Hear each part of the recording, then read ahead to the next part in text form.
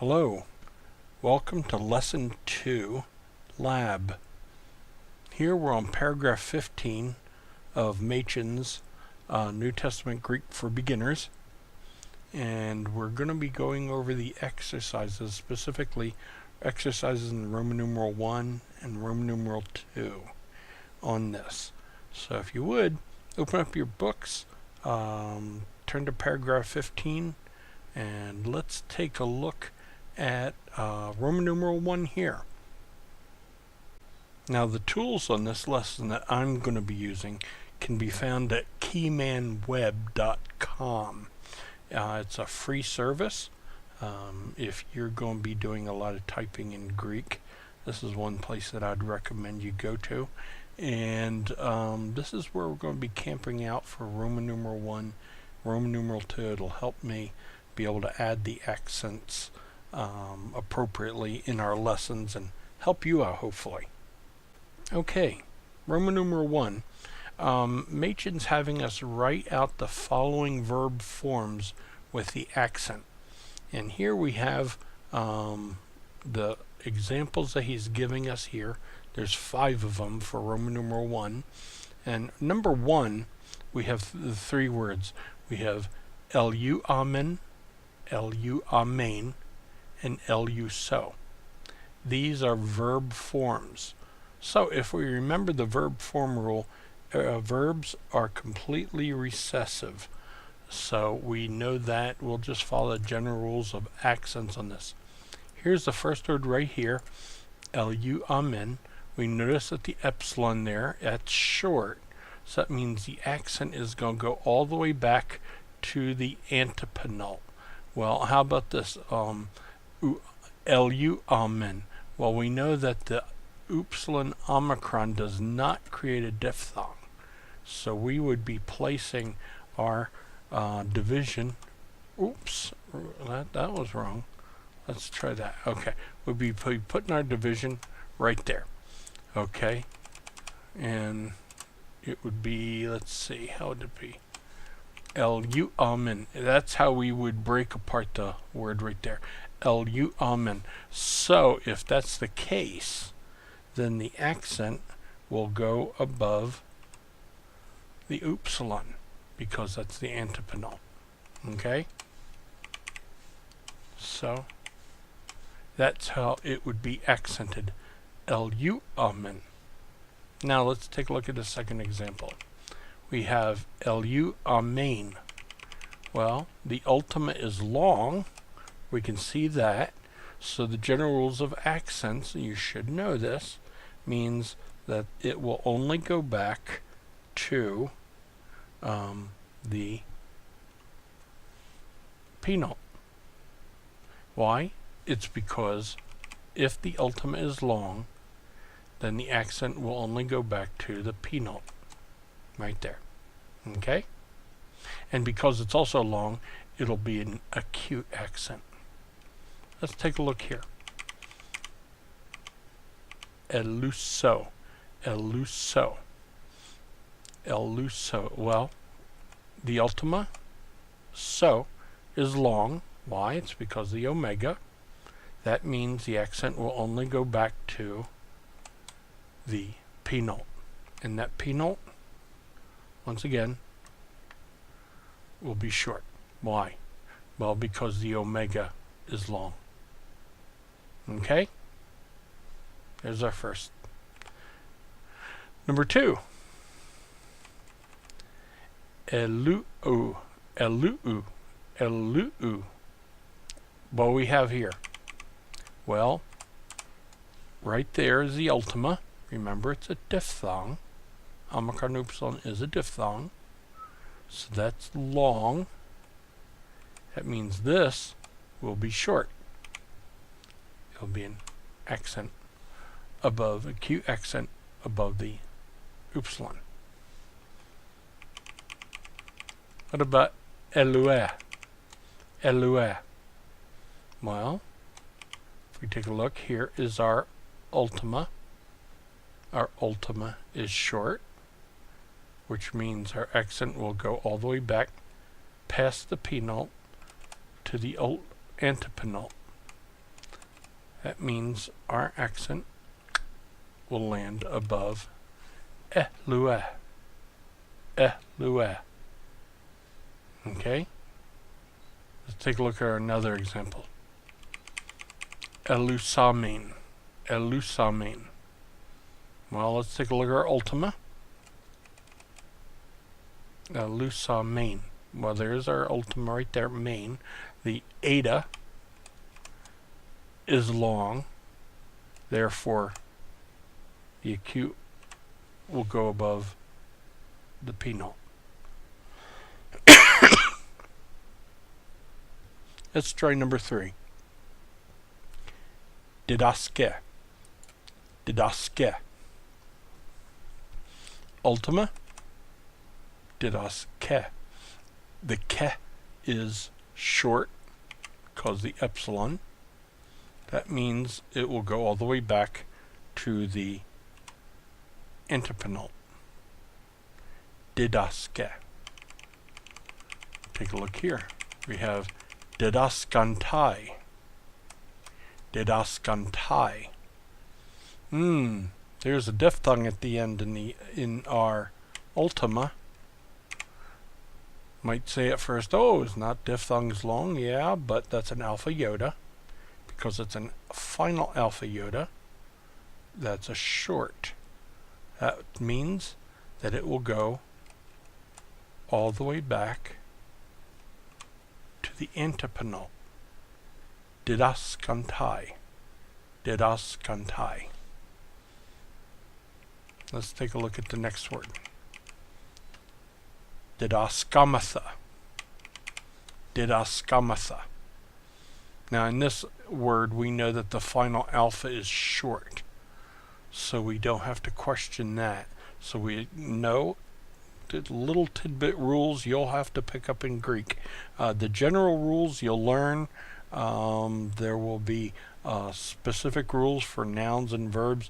And then there will be little tiny tidbit rules. Where they get sprinkled about, you'll just have to memorize them. I'm sorry, that's part of Greek. But didascamatha, the alpha is short, we know that. Because that alpha there is short, that means our antepenult will be accented. Didascamatha. Didascamatha. Okay? Okay. If this seems a little confusing, it shouldn't. One good thing you have that I didn't is you're allowed to rewind the teacher. So feel free to rewind me and go back over this carefully. Let's take a look at number 4. Let's scroll down a little bit so we can get 4 and 5 together. There we go. Number 4 is lu'e. Lu'e. Now note, this is very important here, you're going to learn, is note, in the verb stem lu, have you noticed a lot of these words have the lambda upsilon in it? That is called a verb stem. And we're dealing with really the verb, and you'll learn, this will be one of the first verbs you'll learn. It's the word verb luo. Luo means I loose or I destroy. And we have that loose or destroy we're dealing with in the here. It's called a verb stem. And one other thing you'll learn is that the verb stem lu, the upsilon is always long. You'll pick that up. But that's not a problem. You'll just pick it up over time. I wouldn't fret and panic over it. But anyway, let's take a look at the word lu'e. We know the epsilon is short. It could take it all the way back to the antepenult, but the problem is lu'e does not have an antepenult. It means it stops at the penult. And because this is long, know what happens? We have a circumflex over it. The general rules of accenting. Okay? Let's take a look at here. Lu'u. Lu'u. Well, here's the ultima. It's a diphthong. That's long. Therefore, this will be, even though that is we know that's a long one, it will still take only the acute accent. Why? Why doesn't it take a circumflex? Luet took a circumflex. Well, lu doesn't, because the omicron upsilon is long, and it forbids a circumflex to land on that. Let's take a look at the next word, luc. The final iota is short, so we know that. Therefore, since that's short, it'll allow the acute accent to go all the way back to the antepenult. Okay? There. Let's take a look at number 5. Here's the word luci. Luci. Alpha iota, remember? Final alpha iota is short. Therefore, that right there, and we know that the lu, and the upsilon in the lu stem is long. Therefore, we're going to throw a circumflex on top of that. What about luso? Luso. Well, the omega is long. Therefore, this will take an acute accent. Luette. Luette. Epsilon short. So since the ultima is short, the accent will go all the way back to the antepenult, and it will be an acute. Okay? So that's how we do Roman numeral 1. We've done write the following verb forms with the accent, and we've completed that. Go back over, if you don't understand it, go back over the lab, go back over the previous lectures. That's why they're free. They're on YouTube. Watch them for free. And that's why we have them. Okay? Now, Roman numeral 2. Accent the following noun forms whose nominative singular is, and we have the examples of the nominative singulars. We have apostolos. We know that the nominative singular form of the noun apostolos, that the accent is on the antepenult. So we know that. That's very important for us to know. So now, because of that, we can go and tackle number 1 here. And these are the noun forms of the noun. When you do declensions, you're going to know apostolos, apostolou, apostolo, apostole. You'll know that the stem, the noun stem, really is apostol. That's going to be the noun stem for apostolos. That's the noun for apostle. Apostle. So, if that's the case, let's take a look at this first form right here, okay?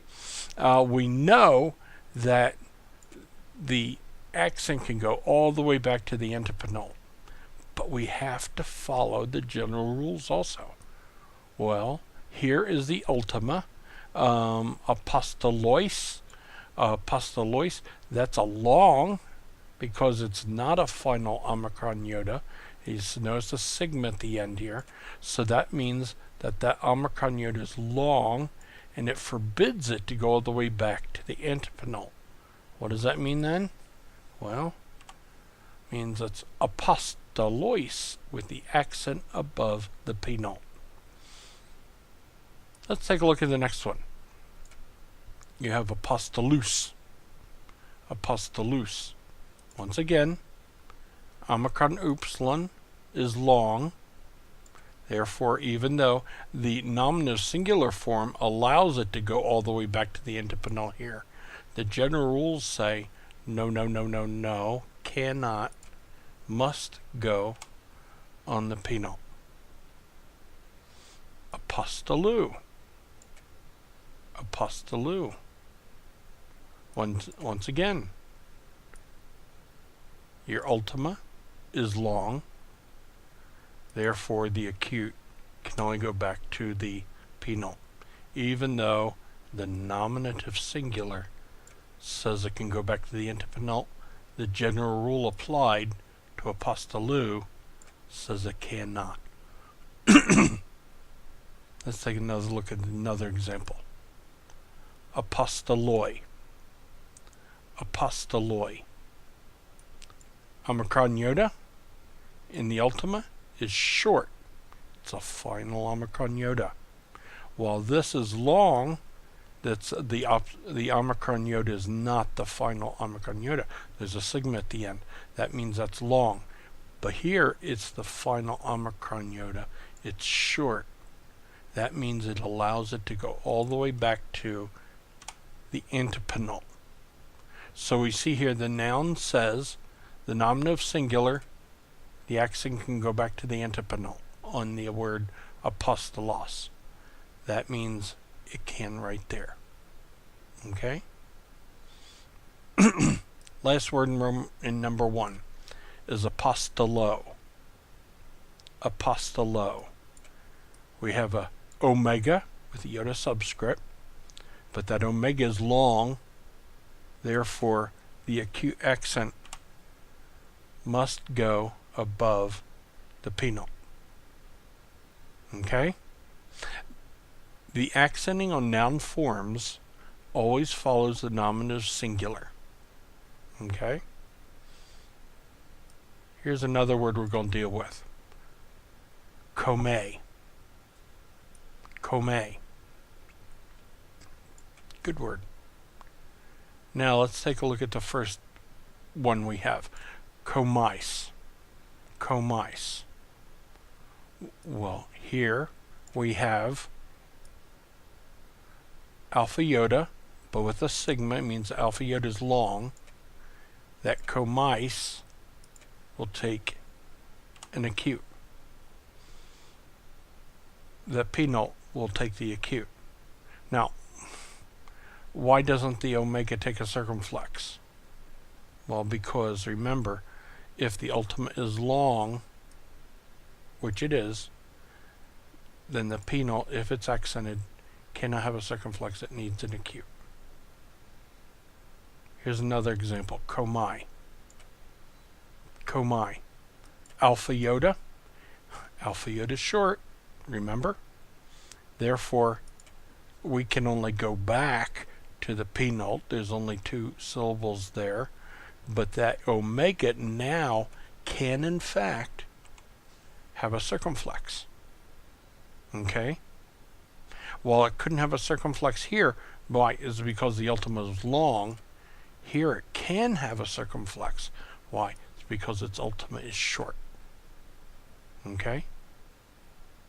Take a look at here. Comos. Comos. We know that the alpha in comos is long alpha. Because that's a long alpha, that means the penult can only carry an acute. Cannot carry a circumflex. Another example. Come. Come. The eta, with the iota subscript, is long. Therefore, the penult will have an acute accent above it. Okay? So now that's what we've learned right there. Nouns, once again, noun forms, it can only go back as far as the nominative singular will allow it to go back. It's very important. Now we're dealing with the word ploion. Ploion. Well, here we have the ultima, and the nominative singular has its penult accented, so it can go all the way back to the penult. We'll never go back to the antepenult. Okay? So we take a look at here.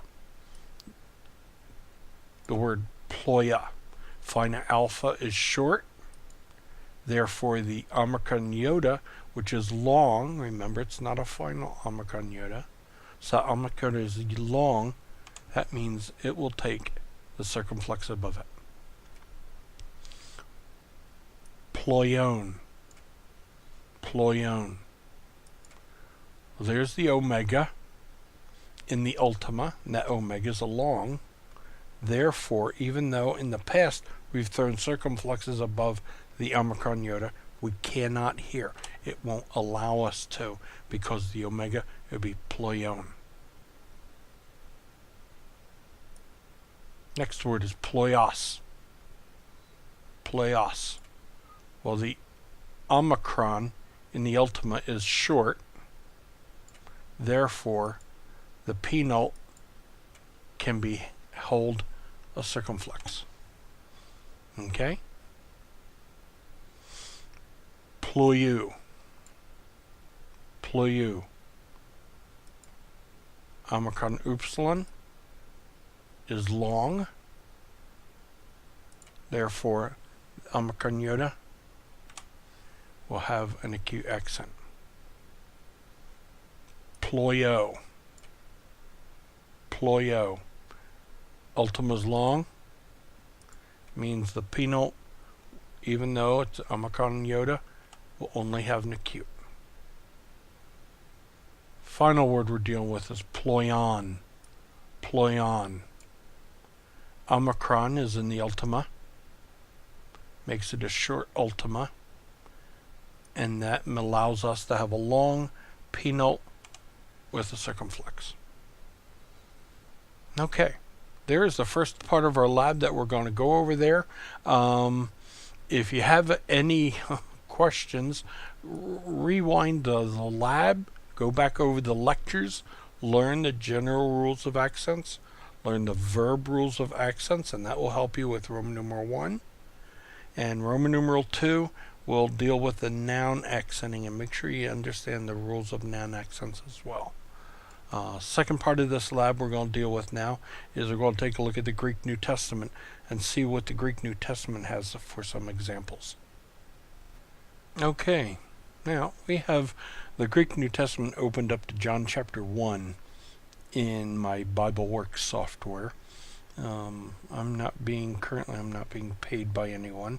This is not a paid promotion. I'm just showing you some of the tools that I use. One of the tools I use all the time is a piece of software called BibleWorks. If you're going to be a serious Bible student, you need tools. If you're a serious Greek student, you'll need Greek tools. I cannot stress this enough. If you don't have the tools, you're not going to be a craftsman. You're not going to be a specialist. You need tools. BibleWorks is not cheap. Several $100s, but if you're going to be in God's Word an extended amount of time and you want to really know Greek, I can only encourage you to invest your money, invest your efforts into purchasing a copy of BibleWorks. I use other tools, and over the course of time I'll show them off to you as well. But right now, let's take a look at John, just a couple verses in John chapter 1. And we want to show you some examples of different nouns and verbs, and we can take a look, and I'm pointing out to them, and we'll put out some nouns here. Here's the noun arche. Arche, if you notice in the pop-up window that when I put my cursor over the word arche, it will bring up its nominative singular format. Arche. Notice the acute above the ultima there, and it is a noun. In the Greek New Testament here, the circumflex will fly above the ultima, which is totally acceptable. Okay? Verb, the verb eimi. I don't know how the rules of accenting on that. It's a long, and it's above the ultima, so we can have a circumflex, as you can notice, and I hope you can see that clearly here. There is a circumflex above the eta. Okay? Ha, logos. Well, ha is an article. It's the word the. And then, but we want to look at the word logos here. Notice we have logos, that the accent is above the penult in the nominative singular, and it's reflected there because this is a nominative singular. A nominative singular is the subject of the matter, the word. We have in the beginning was the word. So that we can translate this properly, the word was in the beginning. And we can say that fine. That's fine. Now we take a look. There's a conjunction chi. We'll learn that one. That's probably the most popular word in the Greek New Testament. Chi. Once again, we have logos. Okay. And the accent is above the penult. And that's the nominative singular format, which is fine. Good. Let's take a look at another word, see if we can find another word here. Proston theon. Theon is comes from the nominative singular is theos. If you can see that at the pop-up, theos is the nominative singular form of for theon. Theon is the accusative. You can think of it almost as the predicate of the sentence, if you understand basic English. So we have theon meaning God. Well, because in theos the ultima was accented, it will not permit the accent to go any further back on any other form of that verb. Remember the rules of noun accenting. The accent can only go back as far as the nominative singular will allow. And if we take a look at that pop-up, you can see the pop-up popping up there. You can see that the accent on theos, it forces it to stay at theos. Okay? So, there we are right there. Theos, ein ha logos, and God was the Word, or the Word was God. This was in the beginning before God. We have that all things through him. Egeneto. Here's a fun word. Egeneto is a form of ginomai. It's an aorist form of the verb ginomai. And remember, verbs are fully recessive. Well, we have an omicron here in the ultima, which is short, which allows the accent, the acute accent, to fall all the way back on the antepenult. If you see that highlighted right there. That's a beautiful example. Okay? Karos, that's an adverb. Out to egeneto. There's egeneto again. We just talked about that. Gegonen. Gegonen. That is also from ginomai, to become. Well, here is a short ultima. That means the acute accent can fall all the way back to the antepenult because this is a verb. It's not a noun. Ginomai. So that means because that's short, verbs are fully recessive, that accent can go all the way back to the antepenult. Fine. Let's see, what else do we have? Oh, here's a word we were playing around with. No, the word we dealt with before was apostolos. Well, here's a word right here. Excuse me. Here's a word that's very popular. It's anthropos. It means a man. Let's see if we can get rid of this cough.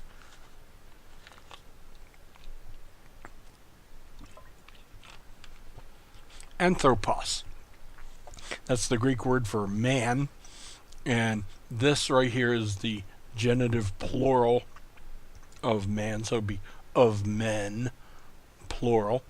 But even though we have, let's see, anthropos, the noun allows the accent to go all the way back to the antepenult. But the general rules of accenting will not. Why? Because look at this. The ultima has an omega in it. And that omega is long. Therefore, it forces the accent to land on the penult. And it will only land on the penult. And it can't be a circumflex because the ultima is long. It has to be an acute. So we have the word anthropon. Okay? So there are some examples there I just wanted to show, and I would open up your Greek New Testament and look at these words and compare them with the general rules and the rules of verb accenting, the rules of noun accenting, and you can see how they follow it really well. And we're going to go over this through the course of time, and hopefully it'll help you to develop more. So go back over this lab. Repeat it as many times as you need to, and hopefully it'll be a help to you in your studies. If you have any questions, feel free to write me. I'll be glad to answer as best I can, and I'm here to help you if you are taking college level Greek classes and you need some tutoring. I'm here to help you as well. So thank you for joining me. Looking forward to seeing you at the next lecture. Thank you.